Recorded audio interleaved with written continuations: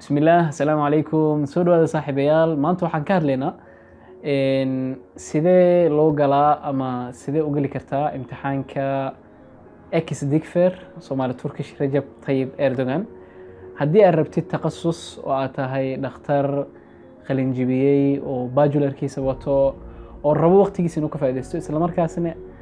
u baahan dalka gudihiisa inuu takhasus ku sameeyo waxaan kugu sheegayaa videogan tips and tricks ka caawin karo imtixaankaas inaad gashid kadibna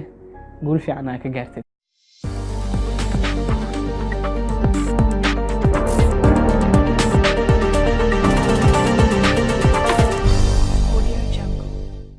Okay, sida ognahay digfer sanad walbo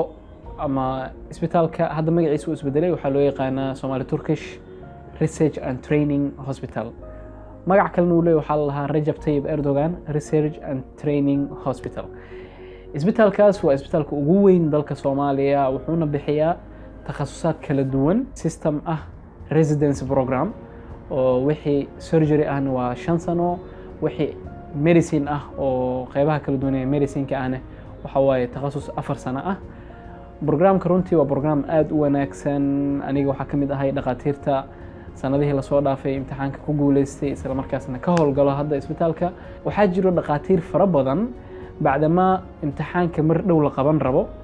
videogan waxaa ugu talagalay inaan ku caawiyo saaxiibaday rajeynayaan in ay imtixaankaas galaan ama ay isku dayaan. waxaa ognahay dhammaanteen dalkeena Soomaaliya runtii arrimo amni daro iyo adduunyada oo aanan ku soo dhiiran karin darteed ma laga helo ama ma lagu galo imtixaanaadka caalamiga ah sida USMLE United States Medical License Examination oo kale oo dunida oo dhan lagu galo iyo imtixaanka loo yaqaano MRC noocdoon ahaado Member of Royal College of Surgeons of Physicians of Pediatric of Obs-and-Gyna whatever. marka saa daraadeeda wadanka nasiib daro ma ka jiro imtixaan international ah oo adiga isku tijaabin kartid ama takhasus ku fududeyn karo laakiin isbitaalka digfer runtii dowladda Turkiga qeyr Allah siiyo waxay noo fududeeyeen in wadankeena aan ku sameyn karno takhasus practically iyo theoretically wax badan laga faa'iidi karo runtii waxaan rabnaa marka inaan asxaabta uga faa'iideeyo haddii aad rabtid inaad soo gashid imtixaankaas ama aad ka howlgashid isbitaalka digfer oo aad ku qaadatid training oo residency ah wax fudud waaye aadayna u fududahay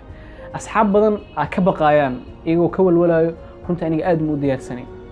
ama waxay ka walwalayaan qaarkood seatka ama positionada bannaan aaday u kooban yihiin marka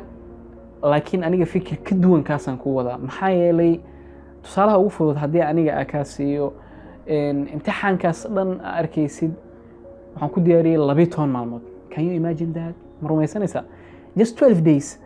yani asxaab badanna waxaa laga yaabaa inay muddo sanad ah hadda diyaarinooyin ama 2 sano qaarkood ay diyaarinooyin laga yaabaa. waxaa jira marka tools ama tips oo runtii imtixaankaas haddii aad jeceshahay inaad isku daydid oo wax badan ka caawin karo. horta imtixaanka qaabka u diyaarsan yahay waxa waaye USMLE style 100 su'aal uu ka kooban yahay sida hore u arki jirnaa haddii sanadkan wax ka bedelin 100 su'aalna waxay ka kooban tahay 50 su'aal oo basic science ah iyo 50 su'aal oo clinical science ah. bugaagta ugu fiican markii ay ku caawin karaan oo runtii isleeyahay haddii aad akhrisid wax badan ay ka caawin karaan waxaa kamid ah buugga loo yaqaano USMLE Step 1 First Aid-ka buugga la yiraahdo sanadkoo doona ahaado macna ma sameynayso 2016 17 18 19 haddii aad update haysatid update-ka ku fiican haddii mid hore aad haysatidna waxba aad ka walwalin mid fiican aad haysataa.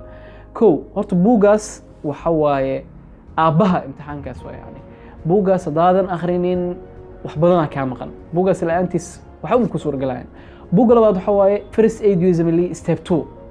CK buugga la yiraahdo oo clinical knowledge-ka ah asagana runtii wax badan oo ka caawinaya. videos oo waxaa jiraan la yiraahdo DIT ama Doctors in Training laba qayb ay ka kooban yihiin basic iyo clinical labadoodaba haddii aad daawan kartid wax badan ay ka caawinaysaa. qodobka kalena waxaa kamid ah waxaa jira 2 buug oo runtii aad u fiican iyagana haddii fursad aad heshid oo kugula talinaya inaad akhrisid midna waxaa la yiraahdaa Passing USMLE Basic Science midna waxaa la yiraahdaa Passing USMLE Clinical Knowledge. labadaas buugna aad u fiican laakiin waa dheeraad waaye haddii aad kari kartid akhri haddii aadan kari karin oo time aadan u haynin way kugu filnaan doonaan saa isla leeyahay First Aid Step 1ka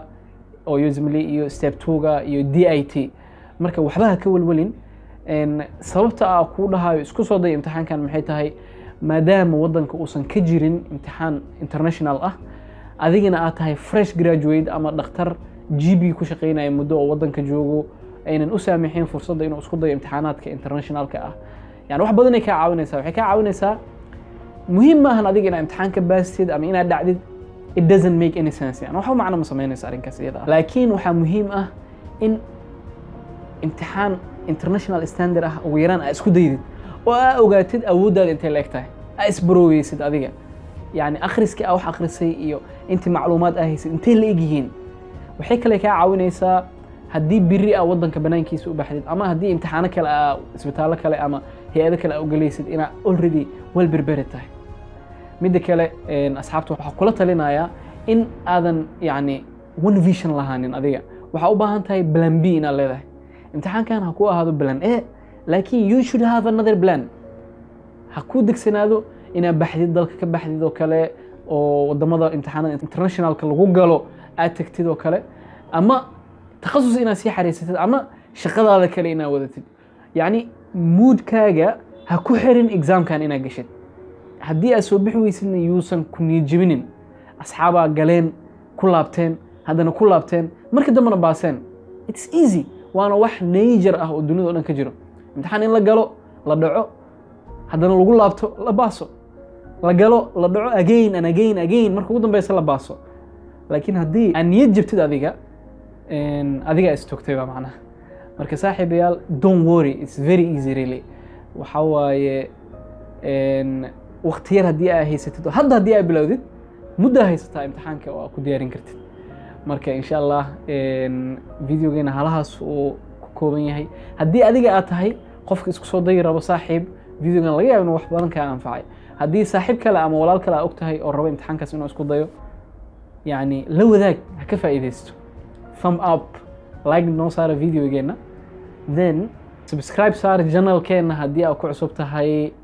سيدي عادي أهنا لو ذاك أصحابتك عليه السلام عليكم